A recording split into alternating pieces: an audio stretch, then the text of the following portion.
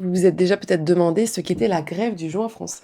Eh ben, en 1972, à Saint-Brieuc, des ouvriers, mais aussi et surtout des ouvrières, se lèvent contre les bas salaires imposés par une entreprise parisienne venue s'implanter en Bretagne pour profiter de la main-d'œuvre bon marché. Pendant 8 semaines, ils et elles tiennent bon malgré l'occupation de l'usine par les forces de l'ordre, malgré les menaces de fermeture, mais aussi malgré le mépris de la direction face à leurs revendications. Et ce qu'ils réclament semble juste être du bon sens, c'est-à-dire un alignement des salaires sur leurs collègues de l'usine de Baison. Car à Saint-Brieuc, on effectue exactement le même travail, mais on n'est pas payé pareil. Et cette lutte, elle dépasse vite le cadre de l'usine, notamment grâce au soutien des artistes, mais aussi des étudiants, des syndicats, de l'église, des paysans, et en fait de toute la Bretagne. Et c'est pas moins de 10 000 personnes qui manifestent dans les rues de Saint-Brieuc, avec des duenadus en tête de cortège, pour que la Bretagne puisse vivre dignement. Car derrière la requête de l'alignement des salaires, c'est une autre revendication qui gronde, le droit des Bretons à un avenir digne